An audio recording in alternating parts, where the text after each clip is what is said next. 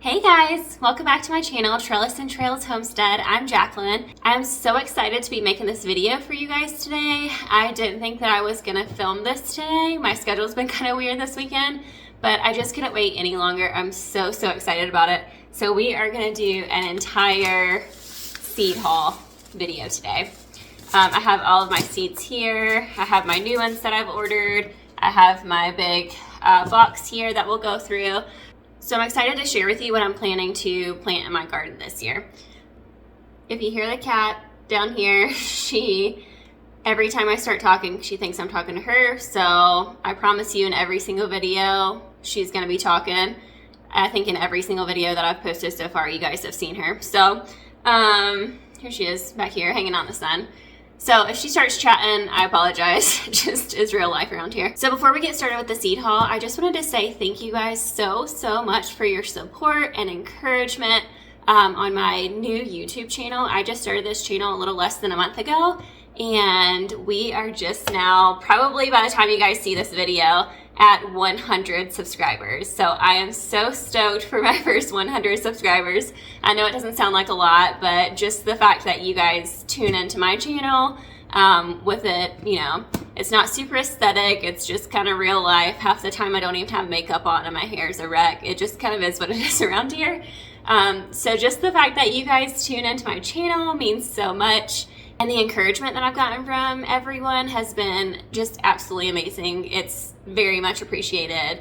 I thank you guys so much for it. I'm just here to show you that you can start by growing something in a small space. If you live in an apartment, if you have a small backyard like I do, you can still succeed at what I call kind of beginner homesteading. You don't need to have a lot of space, a lot of land, animals, all these things. You can still work a full-time job and do this. And showing you guys how I cook from scratch and a lot of my sourdough baking and just the general things that I do. It means a lot to me to be able to show you guys that and feel the love and support and encouragement.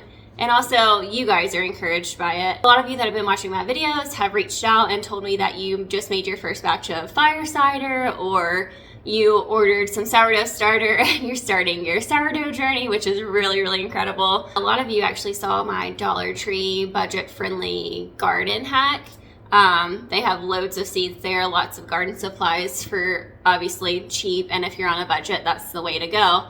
And you've reached out to me and said, hey, I went to Dollar Tree and I got the things that I saw in your video, or I went to Dollar Tree and they had all of these options, and you've been so encouraged by that to start your own garden this year, and that means so much to me that I can encourage you to do something as simple as like going to Dollar Tree, picking up a couple of planters and a couple of seeds and starting a garden. So seriously, the love and support that I feel from you guys is absolutely phenomenal. It definitely keeps me excited and encouraged to continue to make videos for you guys and more content for you guys. Just by you guys reaching out and commenting on my videos, liking, sending friends to subscribe, all of that helps my channel grow so much. So that kind of support is very much appreciated as well. So again, just wanted to say thank you so much to my first 100 subscribers. Again, send all of your friends if you think that they could, you know, learn something or get some kind of motivation or encouragement from my videos. Send your friends to my channel. I'm so excited to share just this little bit of homesteading that I do with more people. So thank you so much again. If you guys have any ideas of things that you want to see, recipes or garden tips or any of that, please let me know in the comments below what you would like to see. There's going to be lots more to come. It's only, you know, it's still winter time, so some of my content obviously has been limited to kind of indoor activities. But we're trying to get some more garden beds built and kind of the yard and garden fixed up for this year. I think that's going to take a while because we just got a massive snowstorm yesterday, and yeah, it's really hard to do things here in Colorado in the winter in the backyard. So some of that's going to wait for a warmer time when the ground isn't frozen. So if you don't know, I just started this journey of like homesteading about, I guess it was about 2 years ago now. When we bought our house, that's kind of when everything really started for me. once I had the space to garden in the backyard and a really large kitchen where I can make an absolute mess and test out new recipes and try new things, and, you know, do some canning and preserving of my harvest so that nothing gets wasted. That's when all of this really started for me. I am 100% self-taught. Everything that I know about gardening, homesteading, baking, cooking, any of that, I have learned it all myself, pretty much from YouTube or online resources or books. It all started with just, you know, simple videos like this from some of my favorite content creators on Instagram and YouTube. And I have a pretty vast knowledge about homesteading in general, and especially homesteading in a small space, what I call urban homesteading. Homesteading in a neighborhood, in a city. Once again, you don't have to have a ton of space to do this. You can do this from literally anywhere. You can do this from your apartment patio or balcony. You can do this from anywhere. I always say with gardening in particular, growing something is better than growing nothing, even if that's just herbs in your windowsill. And that's a great start. And that's one less thing that you have to buy from the grocery store. So I'm also all about, you know, sustainability and self-sufficiency and whatever I don't have to purchase from the store or whatever I can make from scratch without buying, you know, a processed version or something like that, then I'm going to try to do that. So I just want to encourage you that you can do the same. You can start small. It doesn't have to be all or nothing. It's not all or nothing for me. But just thinking back to where I started 2 years ago when I first started canning with dry beans, and now to see how much I have downstairs in my basement that I can, and how much I can preserve for my garden. And the sourdough bacon has been a journey. If you guys have been around on my Instagram, you know that was not an easy start. I actually had my sourdough starter for I think about 2 or 3 weeks before I finally decided to go ahead and rehydrate it and start the sourdough baking. But that also has been a learning experience for me. And I would say it took me a solid 9 or 10 months. I keep looking over here because my Dutch oven is here with a loaf that I made yesterday. But it took me a solid 9 or 10 months before I felt like I was like confident in my sourdough baking abilities. So just here to tell you, you can start anywhere and you're gonna learn as you grow, and that's exactly what this channel is about. Starting small, learning as you grow, tips and tricks, whatever you can share with each other and share with me, I'm totally down for. Because also I'm not an expert in this and I don't know everything, but I know that I've come a really long way in the last 2 years, and the abilities and skills that I've learned and become confident in have truly made such a difference in my life and my husband's life as well. So this is exactly where I want to be and what I want to be doing right now. And although I do live in a neighborhood and have a relatively small backyard, I can do so much with what I have, and I'm so thankful for what I have and the abilities to garden and grow and just learn as I go. So thank you guys again so much for the first 100 subscribers. It truly means so much to me that you guys tune in and just listen to me ramble half the time. It really means a lot. So I hope that I can continue to encourage you guys and teach you guys something with each video. And thank you so much for your support. So let's go ahead and get into our seed haul now. I'm so excited about this seed haul. All right. So I just want to say, this is my first year ordering seeds from an actual seed company. Like I said, you can start out small. You don't have to order expensive seeds or anything like that. These seeds actually really aren't that expensive, but you can buy seeds from any improvement store, department store. So I'm a 3rd year gardener this year. The first 2 years, I bought my seeds from Lowe's or Home Depot and had very successful gardens. This year I invested in more organic, higher quality seeds from a seed company, and I've heard really great things about this company. I'm really excited to try all of these seeds out. So I'm gonna go through and show you everything that I got. I'll get into what I ordered from MI Gardener in just a few minutes, but I just wanted to show you. You may have seen this hack before. I've seen a lot of people kind of using this. This is a photo storage box. this is what I store all of my seeds in, and it is absolutely genius. Whoever first came up with this idea was a genius, because it is the best way to store my seeds. I can see everything. I can organize them by, you know, like category, and it holds so much. So I'm so excited to have this as an option for my seed storage. And so I'll show you kind of how I keep everything organized in here. I'm gonna just bring you guys down for a second so you can see. So these are just a couple of like random seed collections that I ordered, I think off Amazon actually. A tomato and tomatillo variety, and a medicinal and tea herb variety. These just included some varieties that are a little harder to find if you try to buy them individually. I would really like to do like a tea garden of sorts, like maybe designate one of my raised beds to growing herbs and flowers for teas and infusions and things like that. I think that would be super fun. So I may try this, pack it out this year. I'm gonna see about these tomatoes, if I want to grow any of these, because I did order a lot of other tomatoes from In My Gardener this year. So you can see they're individual boxes, like I think 5x7 photo storage boxes. Absolutely amazing. Like, how genius is this? So I kind of organize them by variety, or at least like what they are. I have some tape that I'm gonna use just to label the tops of them to make it easier to see what I want to pull out. But you can see in here I just have some seeds left over from last year, some peppers in here, so I kind of have all of my peppers together in one box. I have tomatoes all together in one box. Still some of those left over, some tomatillos as well. Herbs, cucumbers, some root vegetables, cabbages, lettuces, beans, some squash and pumpkin varieties. And then I have some flowers, radishes, which I have a lot of success with here. Some, just like some flower food stuff that comes with some of your seed starting kits. And then I have seeds that I've saved. So in here I have some zinnia seeds. I deadheaded my zinnias last year to save the seeds. I have zinnia seeds.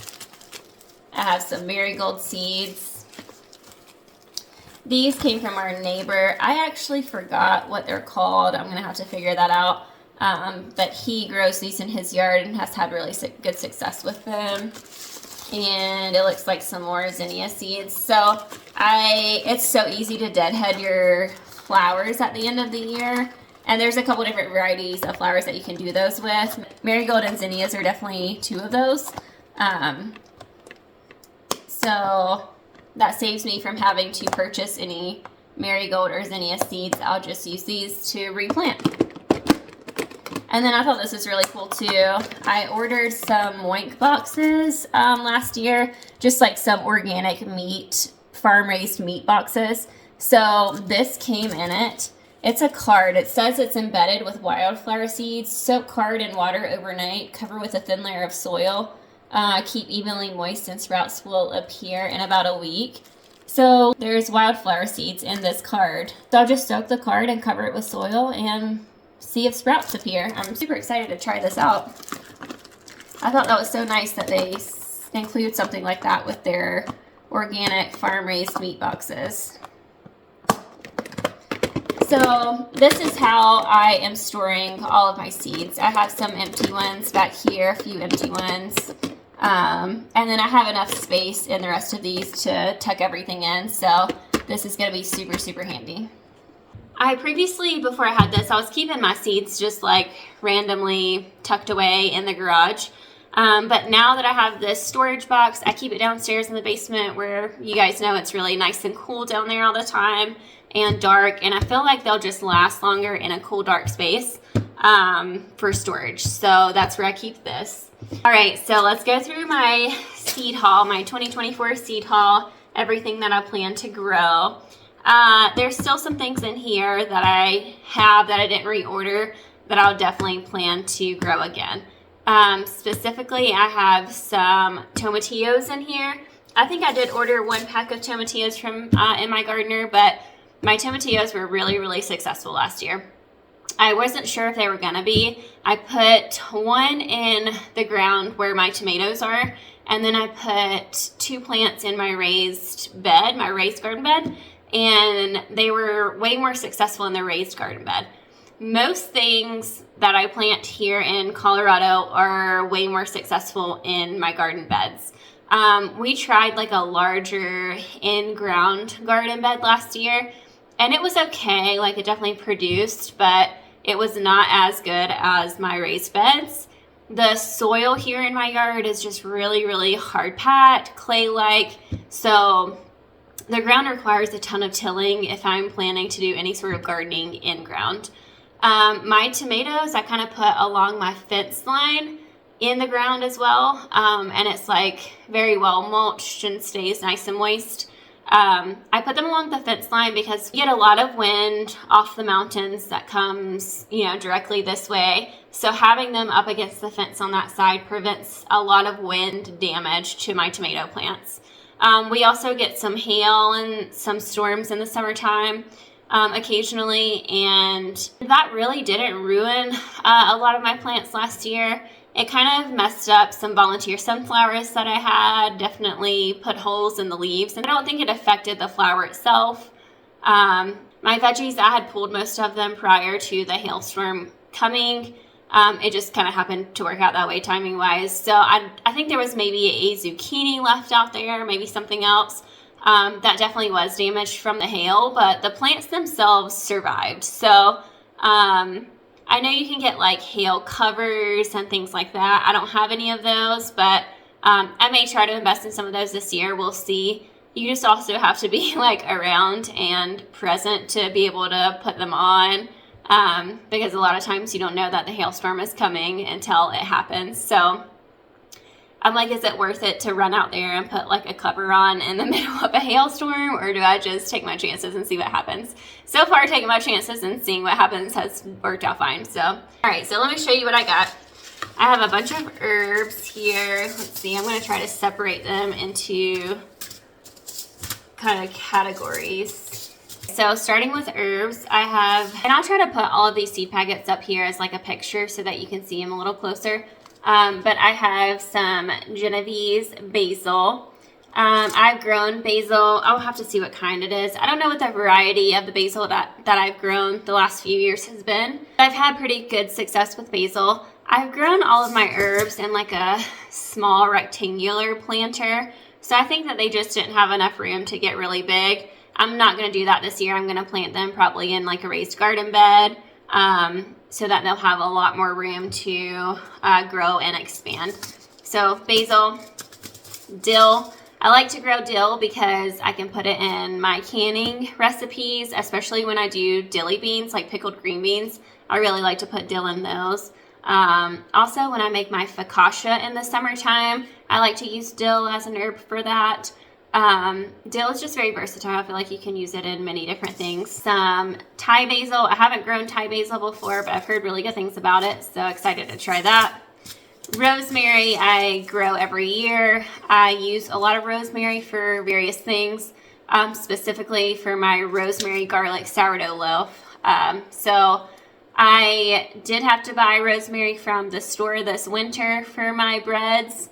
I do have a little bit of dried rosemary, but I like to use fresh rosemary and just roast it in the oven with the garlic before I put it in my sourdough.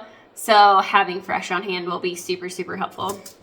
Parsley I've also grown each year. Just such an easy herb to grow. I did grow the parsley in one of my raised beds last year. I think it was beside the kale, and it did really, really well. So I'm going to do that again. Cilantro. Cilantro is hard for me. I feel like it's all or nothing with cilantro. It's either really, really great and produces for a while, or it doesn't. I think my issue with cilantro is that it bolts so easily. So once it gets hot, once the temperatures get pretty warm, it will bolt very, very fast. I might just try to toss it out into my raised bed earlier in the season, maybe even like a late spring. It's just really tricky here because we get some really late snows and frosts. So like I said, with cilantro, it's kind of just all or nothing. We'll see how it goes this year. Oregano, this is Italian oregano. I think the one that I grew last year was Italian oregano as well. This does pretty well too. A friend last year gave me some spicy oregano, and that was really fun to grow. So I may have to do that again too. But all of these herbs I'll probably just kind of put in various garden beds, raised garden beds, and probably plant them with companion crops. Like the basil I may put next to the tomatoes. There's a lot of information online about companion planting and planting the best things next to each other to encourage the best growth. And herbs are some of those that are really easy to pair with a lot of different vegetables and other things. So that's it for the herbs. I might still have some herbs left. Pretty sure that I have a few. Still have a little bit of dill left. Some oregano. Oh, this was Greek oregano. This is what I grew last year. I have some chives that are just in here with my herbs. Lavender, I'm going to try to do a better job with growing lavender. Every time I've planted it, it hasn't really grown. It says to start seeds indoors. I didn't do that. I actually just planted them straight outside, like sowed them straight into the garden bed or into a pot. So maybe that's why I didn't have success. But I'm going to try to grow lavender this year. I had a lavender plant last year that I had picked up from Lowe's. And that was really great to have. It was pretty large, but I'll try to grow them from seed this time. Rosemary. Oh, thyme. I like to have thyme in my garden as well. Sweet basil. Some other various little seeds. And cilantro. So, some of the same ones. Show you guys some root vegetable type things. So I got these purple carrots, this imperator carrot. These are all varieties that I haven't grown before. When you get them from, you know, Lowe's or Home Depot or whatever, you can't find as many different varieties usually. So these are all ones that I haven't grown before. Royal Chantenay carrots. These look like they're probably a little bit smaller. I think I have some other carrots in here. I have these purple top white globe turnips. We really loved our turnips last year. They grew so well. They were massive in my raised garden bed, and they were absolutely delicious roasted. So excited to have these. Ruby Queen beet. I grew some beets the last 2 years, and I love to roast these in the oven as well. And I didn't order rutabaga, but I think I might still have some in here. If not, I'm going to pick those up for sure. Rutabaga we did kind of beside my tomatoes last year in the ground. And they do have a long growing season. I think it was like 70 to 90 days or something like that. So they pretty much grew the entire season, the entire summer. And then once they were harvested, they were large. They were like softball sized or bigger. Again, I roasted those, and I had so many that I was able to just roast them and stick them in the freezer for other dinners and things. And I think we still have one vacuum sealed freezer bag left. They're so good. We've enjoyed those so much. The things that I never expect my husband to like, he always really enjoys, so that was one of them. I have some radishes. Radishes are really easy for me to grow. I grow them in my garden bed, and this is a cherry bell. I did grow this variety last year. And then a German giant. I think last year I also grew, in addition to the cherry bell, champion radishes, which were really good. Those turned out really big.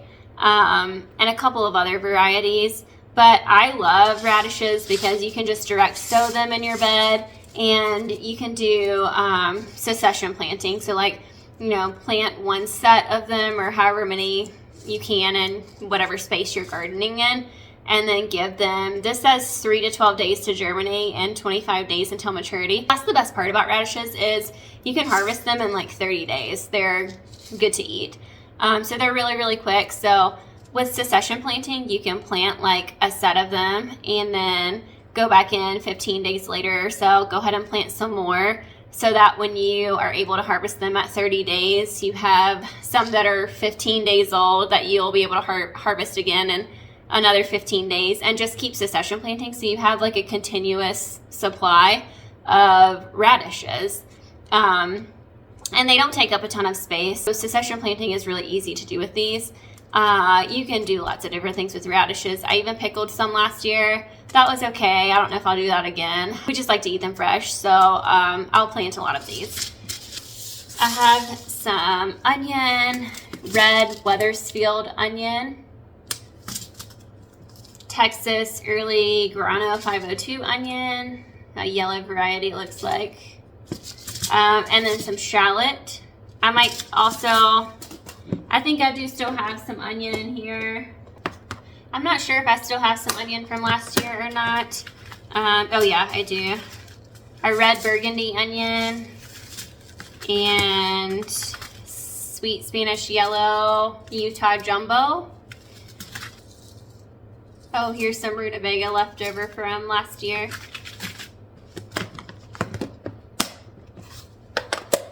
Onions are a little bit hit or miss for me. You are supposed to start onions indoors 8 to 10 weeks before the last frost. I have done that. I've also put them straight into the ground before and they did okay. It just took longer, and by the time I was able to harvest them, they were definitely smaller. When I start them indoors just in little pots, they either grow or they don't. There's like no in between. A lot of time, I would say the success rate with growing them indoors for me has probably been about 25-30%. It's not been great. So I haven't had a lot of onions yet. The ones that we do get, we just go ahead and eat. I definitely haven't had enough to like save for storage or anything like that. So we'll see if these do better this year. I have some Blue Lake bush beans. I got 2 packs of these because my favorite beans to grow are just basically green beans. I like to make a lot of dilly beans like I mentioned, and we eat them fresh and they're easy to blanch and freeze and save for later. This one was kind of an interesting purchase. This Virginia peanut. I really want to try growing peanuts. I feel like the squirrels are just going to eat them, so we'll see how it goes. I don't even know how to grow these. Oh, it says to direct sow into the ground once the soil is workable. 10 to 15 days to germinate, 80 to 90 days to maturity. I think if I do plant these, I'm going to have to put something around them so that the squirrels don't get them. But I'm excited to try these.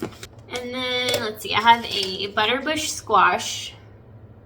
It looks like these only take 75 days to mature, so I love butternut squash, so I'll see if we can grow some of these and maybe even have enough to store for the fall. I don't have them from In My Gardener, and I don't think I have any left in here, but I definitely need to pick up more yellow squash and zucchini. I've had a lot of success with growing those in my raised beds. I actually did them last year in my in-ground garden bed, and they did okay, but they do much better in the raised bed, like everything else. So I'm going to pick those up because squash and zucchini produce a lot from just one plant. I think I had 2 plants of each the first year, and we had a lot of fruit from that. So I'm definitely going to plant those again. We eat those fresh. I give them away to friends, neighbors, whatever. So I need to pick some of those up. I was just going to show you 2 before we get into the biggest section. I still have some radishes, Cherry Bell Champion, another champion, another champion. I need to obviously plant champions. I don't know why I have a couple of open ones and unopened packs. Oh, and then I forgot about this. I also saved some radish seed last year. So if you, I think at the end of the season is when I did this, I let a couple of my radish plants go to seed. So basically when you do that, if you just don't harvest the radish when they're ready to be taken out of the ground, let them go to seed, they will produce these radish pods.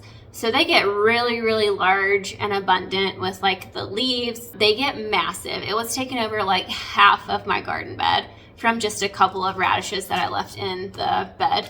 So I let them go to seed. Ignore her. She's got the zoomies right now. So I let them go to seed, and they produced these radish pods. So basically they're just like this big, green. It's almost like a spicy green bean is what it tastes like. They're smaller than a green bean, But that's totally what they look like. If I have a picture, I'll try to pop it on the screen so you can see.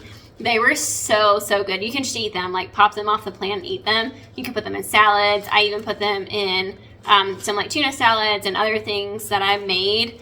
Delicious. They're absolutely delicious. They're literally like kind of like a spicy green bean. So good. But then after those kind of dried up a bit, I left some of the radish pods on the plant, let them kind of dry out, and then I picked them off, and from the inside you get radish seeds. So I can replant these and have more radishes. They're the exact same thing as what's in a seed packet. I think they were the champion ones, so I'm pretty sure this is a champion variety. But that's a lot of seeds from just letting my radishes go to seed and being able to harvest those. And that's less seeds that I have to buy. I'm gonna plant these this year and see how they turn out, and probably harvest some more at the end of the season.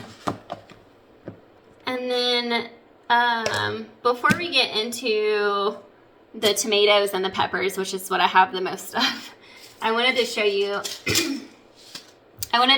my favorite type of flower ever. Any kind of sunflower. So I have had volunteer sunflowers grow in my yard the last couple of years. I probably tried to like plant them at one point and maybe got out of hand with my planting or something, and they grew where I did not plant them. So I don't know if the seeds got transplanted by, you know, a squirrel or something like that, but they just kind of popped up all over. I'm going to try to be more intentional with actually planting them this year because I want to grow different varieties. The volunteer sunflowers that have grown have just been like medium-sized yellow sunflowers that have been absolutely gorgeous. I love them so much when they grow in my yard. But this year I have some other varieties. So I have this Autumn Beauty sunflower and this Velvet Queen sunflower. I wanted to try to grow the chocolate sunflowers, but I didn't see those available, the seeds available. But I'm gonna grow these, and then I still have a mammoth sunflower pack. I think I tried to plant these one time. I don't think I have any other sunflowers in here. I have some other flowers I'll show you. Here is a Fun Sunny hybrid mix. So I'm going to try these, and yeah, that's it for the sunflowers. So sunflowers are my favorite flower ever. I love them so much, and just the fact that they grow voluntarily in my yard, I feel like I should be able to grow these, so we'll see how that turns out. I only started growing flowers last year. I didn't grow them my first year, but I did not grow them from seed. Everything else in my garden, all of my vegetables, I grow from seed, every single thing. All of my herbs, all of my vegetables. I didn't grow my flowers from seeds though. I picked up plants that were already like potted last year from Lowe's or Home Depot or wherever, and I just replanted them into like a designated sort of flower garden that I had, and they did really well. I think that some of them are perennials, so I'm gonna just kind of see if they grow back this year. I'll have to go back and look through my records to see what I have and see what maybe perennials that will grow again. But I'm going to try to start flower from seeds this year. I have enough seeds to do so. I have a lot of flower seeds in here that I've had. I just know that you're supposed to start them indoors. These say 2 to 3 weeks before the last frost, or you can direct sow after the last frost. 75 to 100 days till maturity. So I have a very short growing season. I think my growing season is only like 100 to 120 days, give or take, depending on the year. We can get very late snows and frosts and very early snows and frosts in the fall. So the last 2 years, I went with my gut, and all of my seeds that I had inside were well past the time to put them outside. Like they needed to go outside weeks earlier. They were just like too large, getting a little bit stunted in the cups because I didn't up pot them into larger and larger pots that they would have needed to continue to grow big and large in the house. So I went with my gut because we had a very late snowstorm the last 2 years in May. I can't remember if it was last year or the year before. It was literally May 31st that we got like a 8-inch snowstorm. So I typically can't put my seeds outside into the ground until June. So that shortens my growing season even more, I feel like, because they do the best once they're outside. They do well in the house and they grow enough. They've been given, you know, probably 12 weeks by that point before I put them out, which is more than enough time. That's more than the recommended time to grow them inside. But they definitely thrive once they're outside in those garden beds. So my growing season is typically pretty short. Last year we had some things grow well into September and early October, but really past early October, I'm not getting much because we pretty much have a frost by then. So 75 to 100 days is quite a lot. So we'll see what we think about that, but I'll probably just start them indoors and put them in pots and see how that goes. So those are the sunflowers, and then some other flowers I may try again. You saw the zinnia marigolds that I have from deadheading my plants last year. I'm going to plant those again. I have some black-eyed Susan, some aster that I bought last year from the old plant shop, some bee balm I would really like to try to plant, chamomile, blanket flower. These are really pretty. Snapdragons I would love to try to plant, try to grow. Snapdragons I would love to try to grow. And then lupins. These, not this brand specifically, but some lupins are native to Colorado, so I would like to try to grow some lupins. I think that would be fun to have in the yard. And then you guys saw the tea herb packet that I have, but that includes anise, fennel, borage, chamomile, cilantro, dandelion, echinacea, Italian basil, lavender, lemon balm, marjoram, mountain mint, peppermint, rosemary, and thyme. So, these are organic, GMO-free heirloom seeds. I think they're individually packaged. It seems like I haven't opened it up yet. I really want to try to do like a tea garden of sorts. That would be so fun to have. All right. I'm sitting here smelling my rosemary garlic bread that I baked yesterday because it's sitting basically right in front of me and it smells so good. It's making me hungry. I might have to cut into that in just a few minutes. The biggest selection of seeds. I grow the majority of tomatoes and peppers every year. We use them the most. You can do so many different things with tomatoes, obviously, and with peppers, and we eat them fresh. We do a lot of things with them. So I have a purple tomatillo from last year, still a seed pack from that. I also have this Grande Rio Verde, that's hard to say, tomatillo. This is a green one. Last year I planted a green variety and the purple tomatillo variety, and they both did really well. I did not think I was going to have success with the tomatillos. They were abundant. So I really like to make a chipotle tomatillo salsa that I can up. I actually have some on my pantry shelf now. And so I wanted to have my own tomatillos instead of buying them from the store for that. And I had enough last year to make several batches of that chipotle tomatillo salsa. So that was so fun.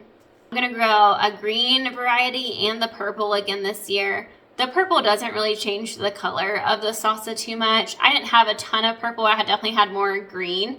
But I think I'm going to try the purple again because they were just really cute to grow. These I did start inside. It says start indoors 6 to 8 weeks before the last frost. 5 to 10 days to germinate, 80 to 90 days till maturity. I don't think it took that long last year because I had them pretty early in the season, producing well. So we'll see. And then a ton of tomatoes. I pulled out my packet from last year of tomatoes. I'll just show you those really quick because I have a few left. I have a red cherry fruited tomato, brandywine tomato. These are fun. Here's that purple tomatillo and a green one as well. Cherokee purple was easy for me to grow. I'm so sorry for the cat sounds in the background. Wisconsin 55. This is easy to grow. I have this packet. I don't even know where it came from. I don't even know how I acquired it, but it's from Johnny Seeds, which is another seed company. It is a hybrid determinate tomato. So I might try to plant those. Another green tomatillo, and then this Martian giant tomato. I think I had a few of these last year, but they weren't as good as like the Cherokee purples and the Wisconsin 55s. So I think out of these, my favorites to grow are the Cherokee purple and the Wisconsin 55. They just seem to be the most abundant ones that grow well here. So I did get another Wisconsin 55 from MI Gardener. But then I got some other ones that I just wanted to try out. I've heard amazing things about these Dr. Witchy's tomatoes. Roots and Refuge Farm, she loves these. These are like her favorite ones to grow. And I've heard a lot of other homesteaders and gardeners have grown these with huge success. I think this is just a really delicious slicing tomato mostly. I had this Black Prince tomato, I think is a slicing tomato. Let's see. Another Cherokee purple, because those are some of my favorites. A good slicing tomato. The flavor of this one is really, really good. I have a couple of paste tomatoes for like canning recipes, pizza sauce, things like that. Aroma and an Amish paste tomato. So we'll plant those for more canning recipes. I have canned with some of the Wisconsin 55s and other things. You just have to cook them down so much because they have a lot of seeds and juice in them. You can get like a mill to mill all those things out. I just don't have one of those, so I end up putting all the seeds and juices into my recipes. I just really have to cook them down for a long time to get them to the texture and consistency that is desirable for like sauces, pizza sauce, things that are thicker like that. And then these I just thought would be fun to try. This is Matt's Wild Cherry Tomato and this Yellow Pear Tomato. We like to have these just for like snacking. Basically, we go outside and we pull them off the plant and we eat them while we're doing other things. So that's probably what these will be. So that's it for the tomatoes. Let me show you the peppers. I have a ton of peppers here. Oh, it looks like I have some lettuces here too. I'll show you. I have this big red bell pepper. Red bell pepper is my favorite type of bell pepper. I just prefer the flavor of reds over the green or orange or yellow. I think the yellow is my second favorite, but the red is definitely my favorite. I don't really like green peppers that much, but the other colors are pretty good. I have this big gem pepper I'm gonna try. I think it says spicy enough for salads and chilies without an overpowering heat. So I think it has like a citrusy flavor, but it's also a little bit spicy. I have some serrano peppers. I don't have any specific like recipe ideas with some of these, but just peppers that I wanted to try out. 75 days to maturity. I think most of these are about that long, yeah. Let's see, pepperoncinis. I like to can pepperoncinis and banana peppers. That's one less thing I also have to buy from the store, so that's probably what these will be for. Just pickle them and can them up into slices like regular banana peppers. Giant Marconi pepper. This is a gorgeous Italian heirloom. It says with a delectable flavor that's sweet with a hint of smoke. Their fruits grow approximately 8 inches long, making them perfect for stuffing, grilling, or roasting. I think that's why I got these, to do some like roasted peppers and things. It says it's disease resistant, so that's good to know. And then I have this large red cherry pepper. We like to buy these from the store. Our grocery store has these like packed in oil in like the fresh food section, and they're so good. They're sweet, they're not spicy. I buy them when I'm making some like Greek dishes and things. It's one of my favorites. So if I can get these to taste like those, I'll be really excited. And then I have a habanero Caribbean orange pepper. I have some habaneros left from last year. They didn't do well.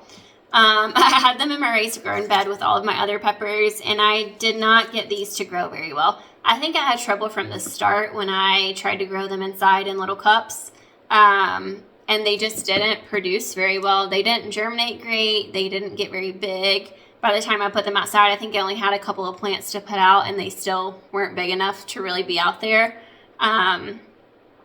So I'm going to try to grow these this year and see if I can do a better job with them. I want to have habaneros because I like to make a mango habanero hot sauce. If you saw my pantry challenge video, you heard me talk about that one. It is so, so, so good. It's more of like a thicker, like dipping sauce or marinade sauce, but it's a hot sauce. And it's so good. I can't say enough good things about it. I've given it away to friends and such, and they have all really loved it. So I've bought my habanero peppers for those recipes before, so if I can grow them, that'll be really great because I feel like I could just make more of that hot sauce if I have more peppers. So that's it for the peppers. The last couple of things are some lettuces. Let's see. I still have some lettuce from last year, I think. So from last year, I have a red cabbage. I'm not going to grow this. It takes up way too much space and takes way too long to get big. I just don't have enough room for large vegetables like this. All lettuce blend. This one was really, really good last year. It has like some purple lettuce as well as green, and it was hugely successful in my garden bed.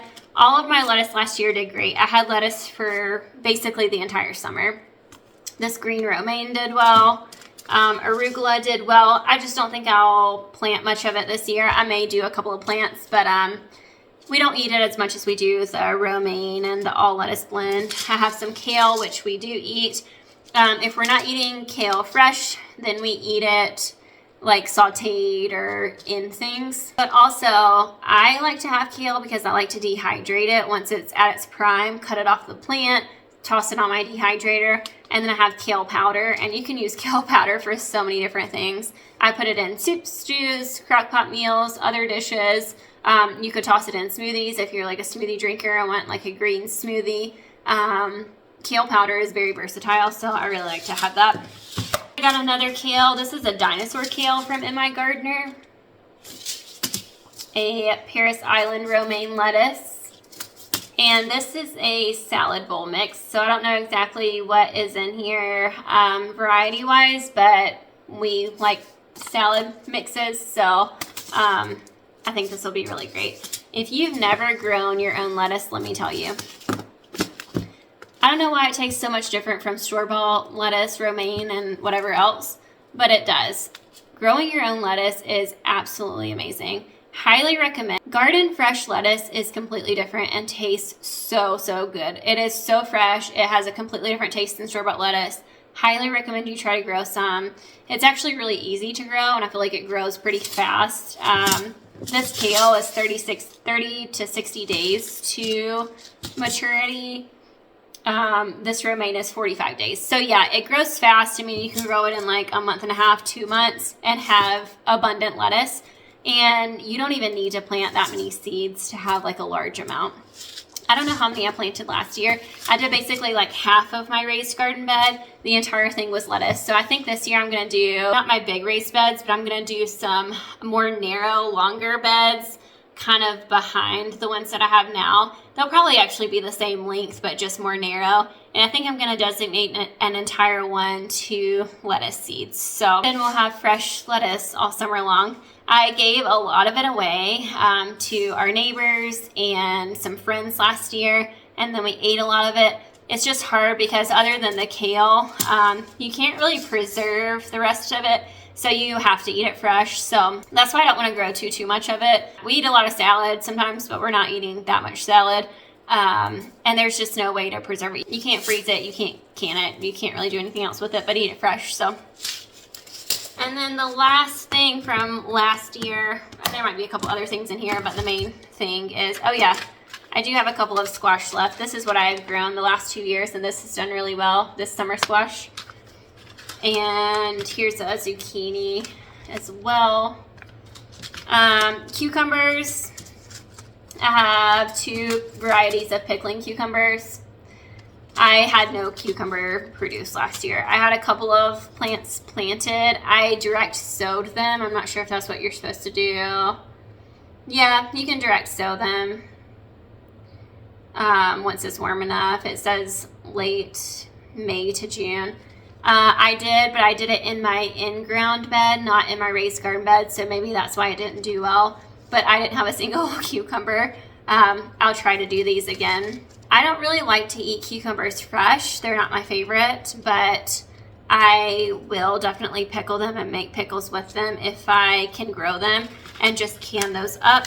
Some of my pepper varieties, I still have some habanero from last year, some sweet banana peppers. These do really well. Oh, this is a pimento pepper. I didn't actually try this one last year. I might try it this year. Cayennes do really great. I just have, like, I think you guys saw in the pantry challenge video, like a bag and a half in the freezer that I had from my very first year of gardening still of cayennes that I don't really know what to do with. So jalapeno peppers we plant every year. Here's another jalapeno. And this is a sweet pepper, bell pepper mix, so I'll probably try this one too. Here's a couple of pumpkin varieties. We didn't have a lot of success with pumpkins. We could get the plant to grow really well, but it didn't produce any fruit. Again, we did that in ground. I think if I did it in a raised bed, it would do better. This is just like a gourd ornamental mixture. I think it says Howden pumpkin, looks like a large variety. And then these mini harvest blend pumpkins. These would be fun to grow if I can get them to grow. So that is it for the seed haul. I'm just gonna leave this stuff out and probably organize this today so it'll be ready for seed starting in just a couple of weeks. It's hard to believe with the snow that we got yesterday and with my yard being completely covered right now, that we are gonna be seed starting in probably 2 weeks maybe. But the growing season, like I said, is short. So if I want to grow anything here, then I definitely have to start most things inside first. I'll probably bring you guys along. I'm going to set up my plant shelf in the next week or two maybe. And I just like to put it over here in the corner. I'll take this plant and move it, and I set up my shelf back here. And I love to have it in this room. This room gets a lot of sun in the winter time. We have a south-facing house, so like our winter sun is popping in through the front right now. So we get a lot of light in this front room. It's very bright in here. They won't get direct sun in the corner, but it'll still be pretty bright and sunny, so I think it'll be fine. I also really like to have it in this room just because I set up the grow lights and everything, and I really love the ambiance of the grow lights in here. Last year I had a huge problem at the very beginning of my seed starting season with fungus gnats. If you know anything about fungus gnats, they are absolutely terrible. So I had used a bag of soil to start some of my seeds in. I had put the soil in some pots, planted the seeds, brought them inside, not knowing that there were fungus gnats in that soil that was left over from the previous year. It had been in the garage. It was like taped closed shut. So I don't know if you aren't familiar with fungus gnats. They basically look like just other little gnats or like fruit flies. And they're just as obnoxious. They're terrible. So I brought those 10 or so plants inside. I think the FedEx guy was here delivering a Chewy box for Sherry. So I felt like he could see me through the blinds or something. It was kind of weird. I'm not even sure what I was saying. Oh, the fungus gnats. So they're terrible. I think I had brought in like 10 plants before I realized that they were in there. I only saw 1 or 2 in the soil. And I was like, oh, like I killed them. It'll be fine. No, it was not fine. Those things took over. So I had a ton of plants on my plant shelf. Before I knew it, I don't know how these things just like, we went from 1 fungus gnat to like 2,000 fungus gnats, and it was absolutely obnoxious. They didn't fly around my house. They only stayed on the plants, thank goodness. But I could not handle it, so I ended up ordering these like sticky traps that you just stick in the plant and it kind of catches them. Those were pretty successful. We tried like neem oil and some other things to spray on the plants that were pretty non-toxic, and that really didn't do anything. I think we even tried vinegar. That didn't do anything. So I ended up moving my entire plant shelf last year out into the garage just because I could not handle it. So I feel like my garden last year didn't do as well, and I think just from the very beginning I wasn't as motivated or excited about it because I was so discouraged by the fungus gnat situation. I'm not sure if it affected my plant growth at all. I know that they definitely can, and maybe it did with some of my seedlings, like the germination or the growth rate or something like that, but they were just more obnoxious than anything else. So I think I was discouraged from the start. So I don't feel like I had the best gardening season last year just because, honestly, because of that. So we're not going to have that happen this year. If you have any soil left over from last year, don't use it, or at least don't bring it inside. Maybe toss it into a bed outside, potentially would be fine. I would check it thoroughly first just to make sure you don't have any fungus gnats or anything like that that could affect your soil. But I don't plan to use any soil saved from the previous year ever again. I'll get fresh soil this year. I get like some organic, potting mix or seed starting mix. I'll probably try to bring you guys back for the seed starting itself too when I do some of those. I really just like to buy those trays that have like the seed starting pods, like soil pods, and stick them in there first. And then I usually up pot them once or twice before I can stick them outside. And that has worked really well. Those little seed pods are just really easy. So I do like to use those. So anyways, I think that's it for today's video. I did get a trowel from In My Gardener as well. I have this and it's like metal and durable, super thick. So I think I'll be able to use this for just some of the small things that I do outside. This will be really handy. So I think that's it for today's video for our 2024 seed haul. I hope you guys enjoyed this.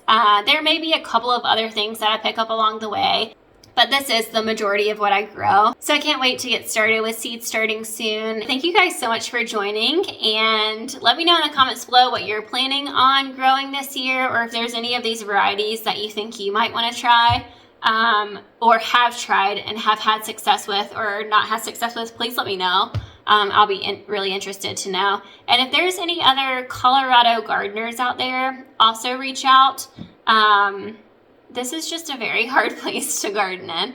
I am from the South and I am jealous of everyone being able to grow such great things there with huge success and in much bigger quantities.